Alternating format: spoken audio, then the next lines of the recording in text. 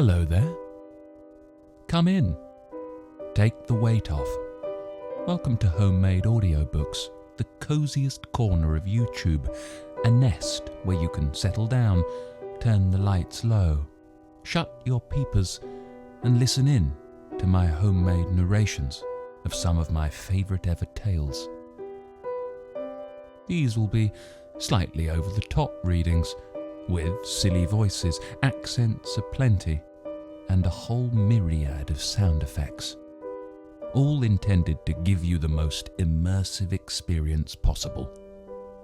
What's better than reading? Well, listening to someone read to you. If you're enjoying my creations, then head over to Patreon to support my efforts. It would mean ever so much. For now, though, let's head off to 1960s New York and the Gothic splendour of the Branford Building. It's time for Ira Levin's legendary horror yarn, Rosemary's Baby.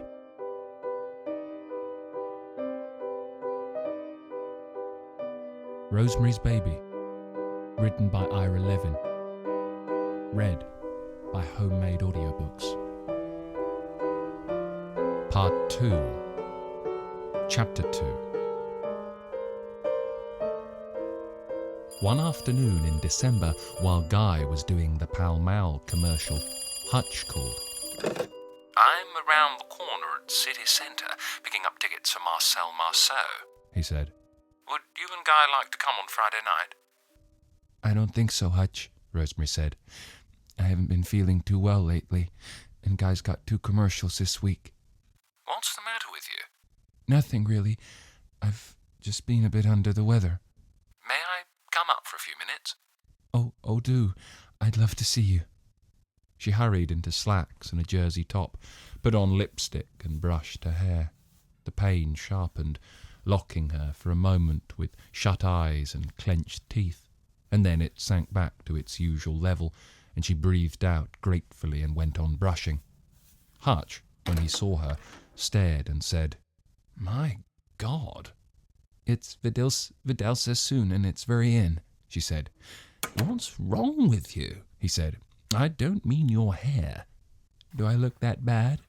She took his coat and hat and hung them away, smiling a fixed, bright smile. "You look terrible," Hutch said.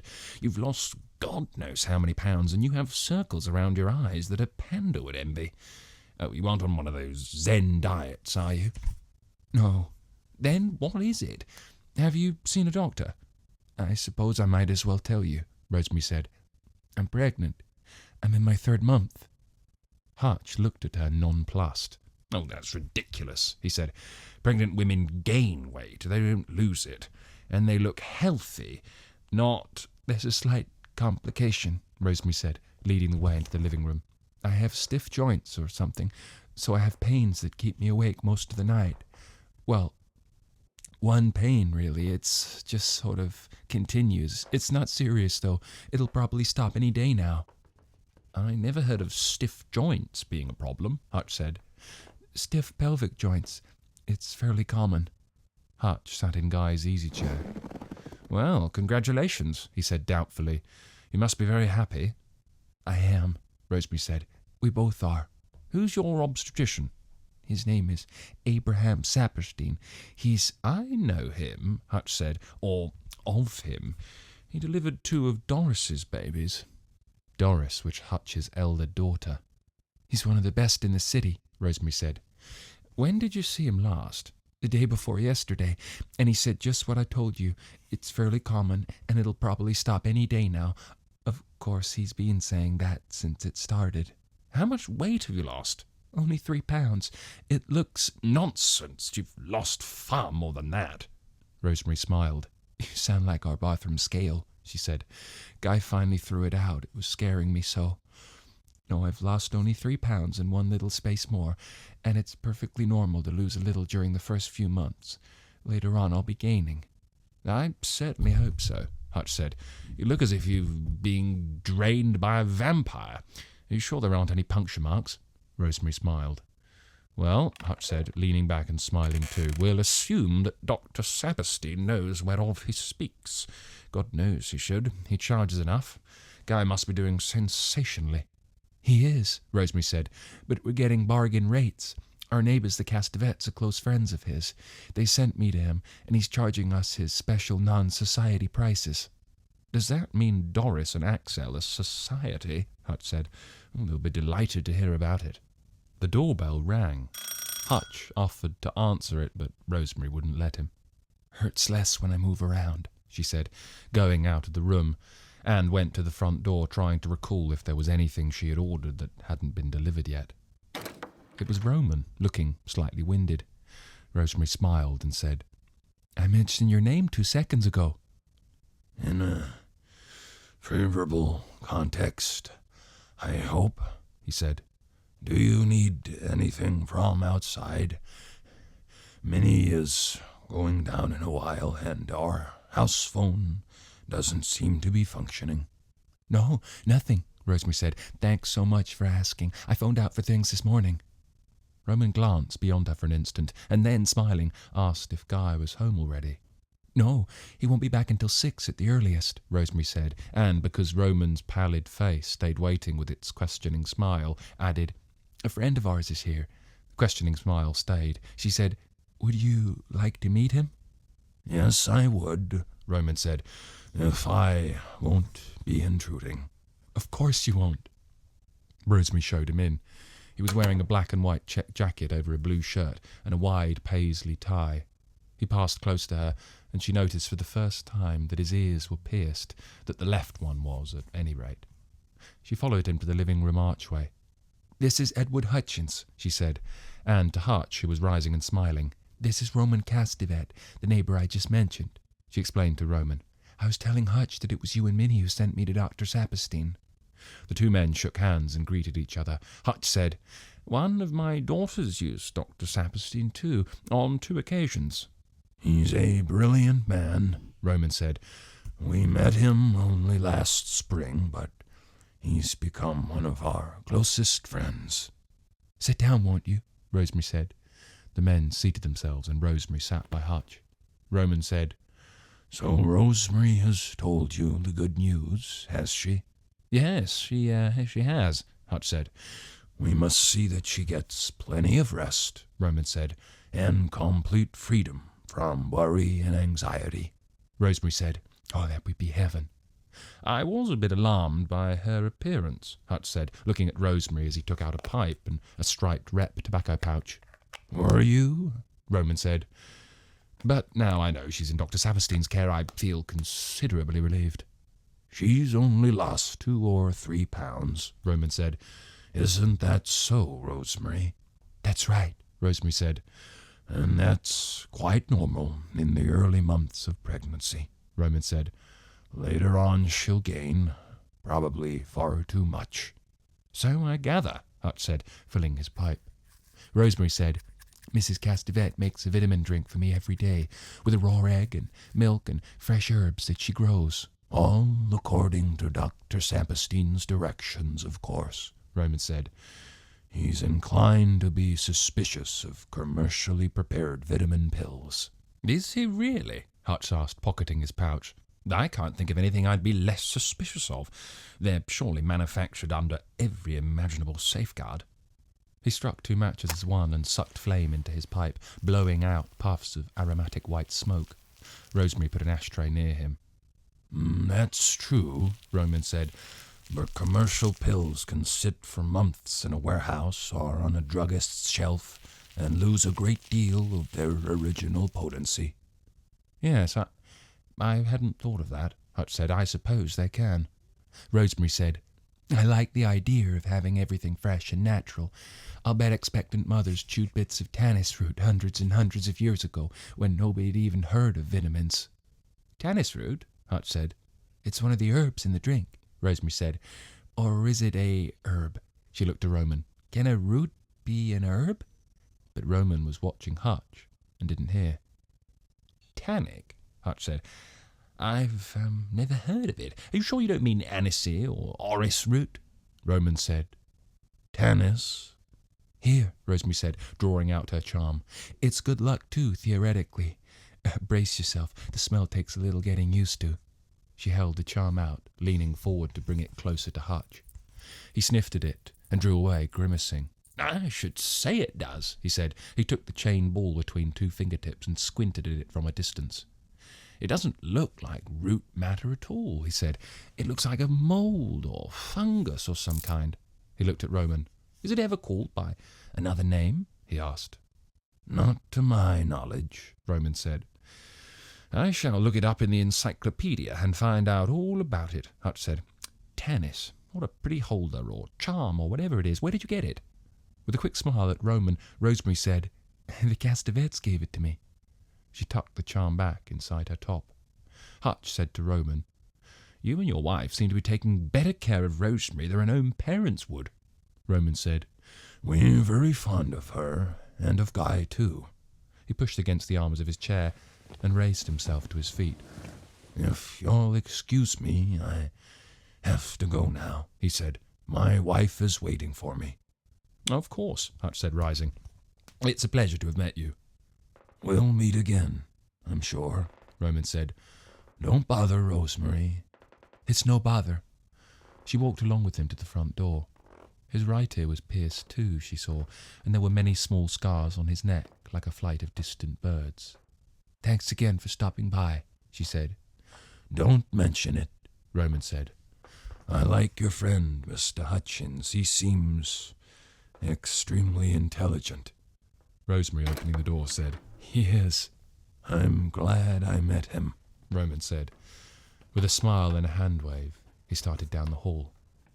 Bye, Rosemary said, waving back.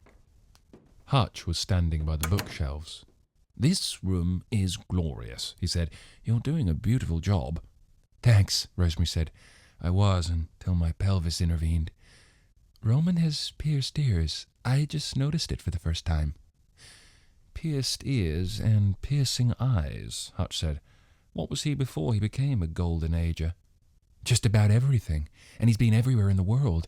Really everywhere. Nonsense, nobody has.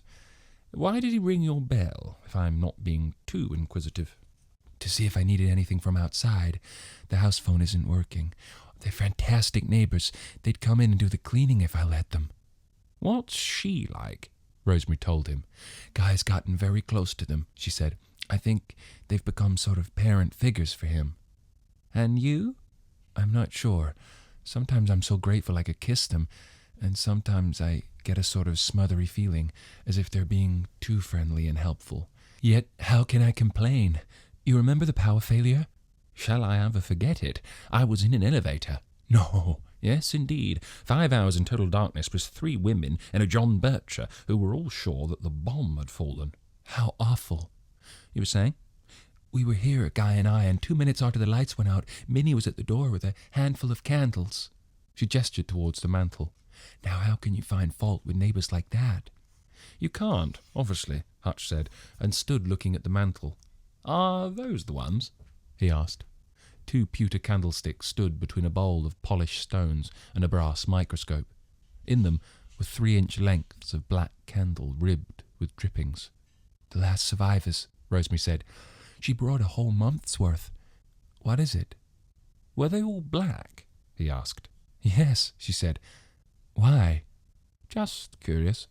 He turned away from the mantel, smiling at her. Offer me coffee, will you? And tell me more about Mrs. Castavet. Where does she grow those herbs of hers? In window boxes?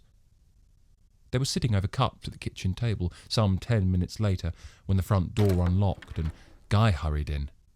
Hey, what a surprise, he said, coming over and grabbing Hutch's hand before he could rise. How are you, Hutch? Good to see you. He clasped Rosemary's head in his other hand and bent and kissed her cheek and lips. How you doing, honey? He still had his makeup on. His face was orange, his eyes black-lashed and large. You're the surprise, Rosemary said. What happened? They stopped in the middle for a rewrite, the dumb bastards. We start again in the morning. Stay where you are, nobody move. I'll just get rid of my coat. He went out to the closet. Would you like some coffee? Rosemary called. Love some. She got up and poured a cup and refilled Hutch's cup and her own. Hutch sucked at his pipe, looking thoughtfully before him. Guy came back in with his hands full of packs of Pall Mall. "Loot," he said, dumping them on the table. "Hutch?" "No, thanks." Guy tore a pack open, jammed cigarettes up, and pulled one out. He winked at Rosemary as she sat down again. Hutch said, "It seems congratulations are in order." Guy, lighting up, said, "Rosemary told you? It's wonderful, isn't it? We're delighted. Of course, I'm scared stiff that I'll be a lousy father, but Rosemary will be such a great mother that it won't make much difference." "When is the baby due?" Hutch asked. Rosemary told him, and told Guy that Dr. Saperstein had delivered 2 of Hutch's grandchildren. Hutch said, "I met your neighbour, Minnie Castavet." "Oh, did you?" Guy said, "Funny old duck, isn't he? He's got some interesting stories, though, about Otis Skinner and Majeska. He's quite a theatre buff."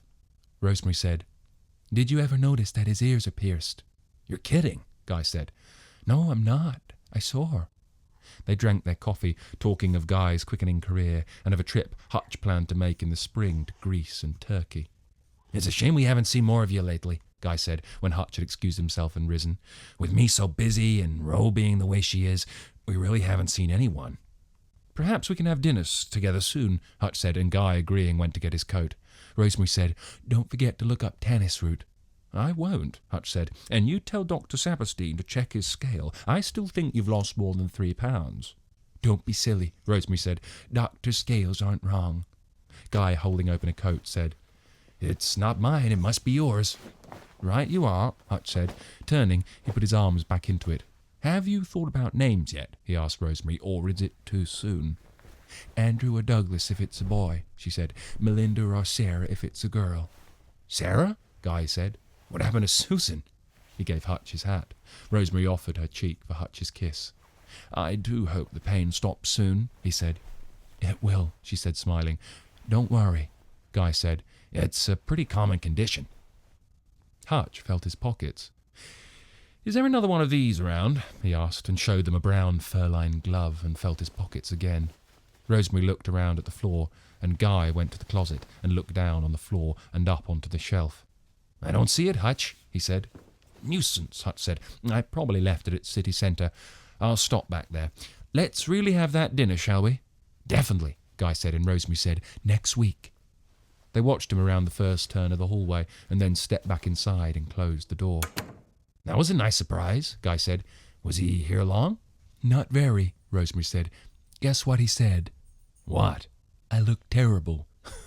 "Good old Hutch," Guy said, "spreading cheer wherever he goes." Rosemary looked at him questioningly. "Well, he is a professional crepe hanger, honey," he said. "Remember how he tried to sour us on moving in here?" "He isn't a professional crepe hanger," Rosemary said, going into the kitchen to clear the table. Guy leaned against the door jamb. "And he sure is one of the top-ranking amateurs," he said. A few minutes later, he put his coat on and went out for a newspaper. The telephone rang at 10:30 that evening when Rosemary was in bed reading and Guy was in the den watching television. He answered the call and a minute later brought the phone into the bedroom. "Hutch wants to speak to you," he said, putting the phone on the bed and crouching to plug it in. "I told him you were resting, but he said it couldn't wait." Rosemary picked up the receiver. "Hutch?" she said. "Hello, Rosemary," Hutch said. "Tell me, dear, do you go out at all, or do you stay in your apartment all day?" "Well, I haven't been going out," she said, looking at Guy. "But I could. Why?" Guy looked back at her, frowning, listening. "There's something I want to speak to you about," Hutch said. "Can you meet me tomorrow morning at 11 in front of the Seagram building?" "Yes, if you want me to," she said. "What is it? Can't you tell me now?" "I'd rather not," he said. "It's nothing terribly important, so don't brood about it. We can have a late brunch or early lunch if you'd like." "That would be nice." "Good. 11 o'clock then, in front of the Seagram building." "Right. Did you get your glove?" "No, they didn't have it," he said. "but it's time I got some new ones anyway. Good night, Rosemary. Sleep well." "You too. Good night." She hung up. "What was that?" Guy asked. "He wants me to meet him tomorrow morning. He has something he wants to talk to me about." "And he didn't say what?" "Not a word." Guy shook his head, smiling. "I think those boys' adventure stories are going to his head," he said. Where are you meeting him?" "In front of the Seagram building at 11 o'clock. Guy unplugged the phone and went out with it to the den, Almost immediately, though, he was back. "You're the pregnant one, and I'm the one with Jens," he said, plugging the phone back in and putting it on the night table. "I'm going to go out and get an ice cream cone. Do you want one?" "Okay," Rosemary said. "Vanilla?" Fine. I'll be as quick as I can." He went out, and Rosemary leaned back against her pillows, looking ahead at nothing with her book forgotten in her lap. What was it Hutch wanted to talk about? Nothing terribly important, he had said, but it must be something not unimportant too, or else he wouldn't have summoned her as he had. Was it something about Joan, or one of the other girls who had shared the apartment? Far away she heard the Castavets' doorbell give one short ring. Probably it was Guy, asking them if they wanted ice cream or a morning paper. Nice of him. The pain sharpened inside her.